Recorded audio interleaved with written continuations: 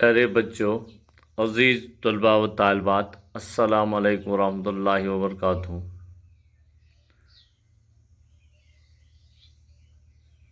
یہ آج ہم 11ویں اور 12ویں جماعت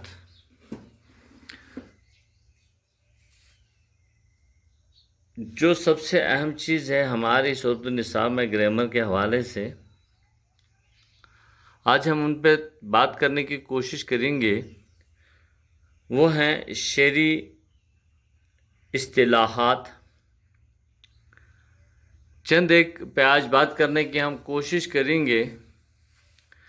شعری اصطلاحات میں سے میں نے 3 چنے ہیں۔ ایک ہے تشبیہ، دوسرا ہے استعارہ، تیسرا ہے کنائیہ۔ کوشش ہم کریں گے کہ ان اصطلاحات کو سمجھنے کی، تاکہ ہماری شعری اصطلاحات میں سے یہ ہمیشہ جو کام آتے ہیں، چاہے تشریح ہو کچھ ہو۔ تو چلیے سب سے پہلے ہم کوشش کریں گے تشبیہ جاننے کی۔ تشبیہ کسے کہتے ہیں؟ عزیز طلباء و طالبات،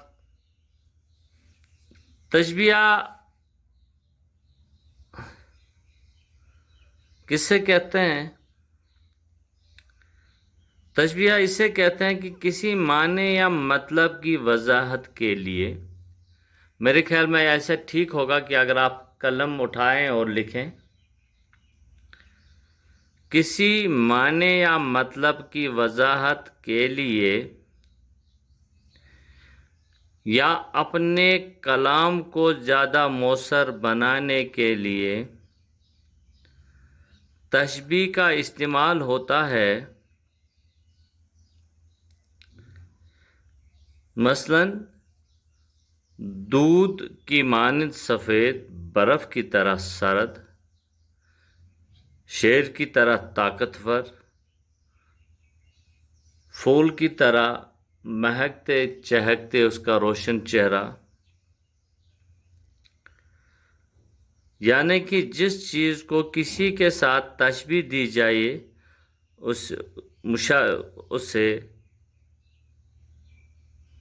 مشبہ کہتے ہیں، اور جس سے تشبیہ دی جائے اسے مشبہ بہ کہتے ہیں،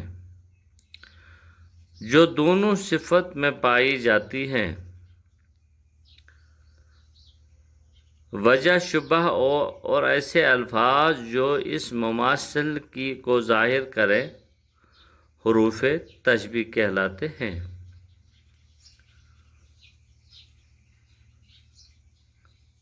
پھر تھوڑا سا، کسی معنی یا مطلب کی وضاحت کے لیے اپنے کلام کو زیادہ مؤثر بنانے کے لیے تشبیہ کا استعمال ہوتا ہے۔ جیسے کہ میں نے ابھی عرض کر چکا، دودھ کی مانند سفید، برف کی طرح سرد، شیر جیسا دل، شیر جیسا طاقتور بندہ، پھول جیسا چہرہ۔ بہت سارے ایسے تشبیہ ہیں، اور جس سے تشبیہ دی جائے اسے مشبہ کہتے ہیں، اور جس کو تشبیہ دی جائے، ایک تو یہ ہے جس کو تشبیہ دی جائے اسے مشبہ کہتے ہیں، اور پھر جس سے تشبیہ دی جائے اسے مشبہ بہ کہتے ہیں، جو دونوں صفت میں پائے جائے۔ اور وجہ شبہ ایسے الفاظ جو اس کی مماثل کو ظاہر کریں حروف تشبیہ کہلاتے۔ تشبیہ کے 3 درجے ہیں۔ ایک ہے اعلیٰ قسم کا تشبیہ، دوسرا ہے اوسط قسم کا تشبیہ، تیسرا ہے ادنیٰ قسم کی تشبیہ۔ اعلیٰ وہ ہے جس میں مشبہ بہ کے سوا اور ارکان مذکور نہ ہو، جیسے شعروں کا شعر، اور اس میں اگر دیکھیں گے تو شعروں کا شعر مشبہ بہ ہے، اور مشبہ جس کو تشبیہ دی جائے مذکور نہیں، اور تشبیہ اوسط وہ ہے جس میں مشبہ اور مشبہ بہ دونوں مذکور ہوں، بعض ہو اور بعض نہ ہو۔ جیسے ایک شعر عرض کرنا چاہتا ہوں میں، ہوئی خالی سے مشک بیزی اور دل کی زخموں پر، نمک کیسا الہا دانے فلفل میں رکھا ہے۔ چلیے یہ تھوڑا سا مشکل ہے۔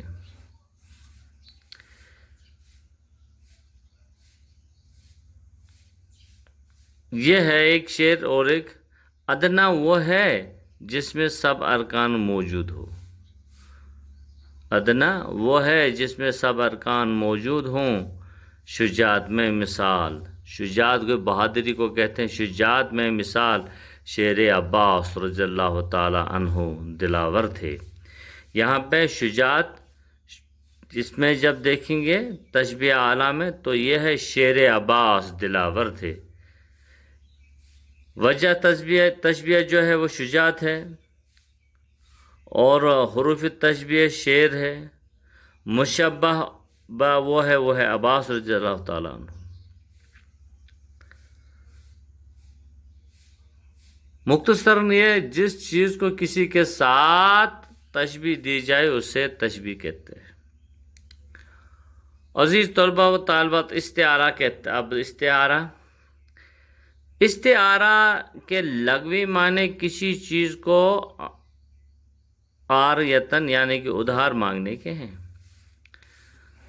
استعارہ کہتے ہیں لغوی معنی اس کے جو ہیں کسی چیز کو ادھار مانگنے کے ہیں، اور علم البیان کی اصطلاح میں ایک لفظ کے اصلی معنی میں ادھار استعمال یا عاریتاً استعمال کرنے کے ہیں، اور وہ مجاز کی ایک قسم ہے جس کے مجازی اور حقیقی معنی میں تشبیہ کا علاقہ ہوگا۔ گویا حقیقی معنی کا لباس عاریتاً مانگ کر مجازی معنوں کو پہنایا جاتا ہے۔ کسی لفظ کے ان معنی میں استعمال کرنے کو جن کے لیے وہ لفظ وضع کیا گیا ہے، اس معنی میں اس کا استعمال حقیقت کہلاتا ہے، اور معنی حقیقی جو مجازی کی ضد ہے۔ چند ایک مثالیں جیسے کہ میں آپ کو بتا سکتا ہوں تھوڑے سے اس میں الفاظ، جیسے کہ شعر جو ہے، شعر درندے کے لیے استعمال کیا جاتا ہے، اور جب لفظ شعر کو حقیقت اور ان کے ہی معنی میں یعنی کہ حقیقی معنی میں استعمال کیا جائے تو مراد ہے وہ جو طاقت رکھتا ہو، جب مرد یا عورت یا کوئی طاقت کے واسطے استعمال کیا جائے اس کے لیے تو اسے مجاز کہیں گے، اور ان کے معنی کو مجازی اور اس استعمال کے لیے مجازی اور حقیقی معنی میں کسی علاقے کا لگاؤ کا ہونا ضروری ہے، اور اگر وہ علاقہ تشبیہ کا ہے تو اسے استعارہ کہیں گے، ورنہ مجاز۔ جیسے شجاع اور شیر کی مثال، جس کو تشبیہ دی جائے اسے وہ چیز سمجھا جائے جسے تشبیہ دی گئی ہو، اسی واسطے دونوں میں صرف ایک کا ذکر کیا جاتا ہے۔ اس کی دو قسمیں ہیں، یعنی کہ استعارہ، اس کے دو قسمیں ہیں، ایک تو ہے استعارہ بالتصریف اور دوسرا ہے استعارہ بالکنایہ۔ چھوڑیے ان پہ کبھی اور بات کریں گے، اور میں نے ابھی ہم تھوڑا سا کنایہ پہ بات کریں گے۔ کنایہ کس سے کہتے ہیں؟ کنایہ کے معنی ہے پوشیدہ بات کہنے کے، اور اصطلاح میں وہ لفظ ہے جس میں ملزوم کے معنی لازم سے لیے جائیں، یعنی مطلوب یا موصوف کے لیے جو صفت یا اشارہ مقرر ہو، صرف اس کے بیان کے مطابق موصوف مطلوب مراد لیا جائے۔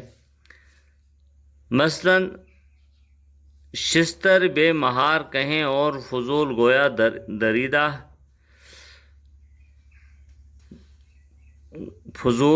دریدہ دہن مراد لیں۔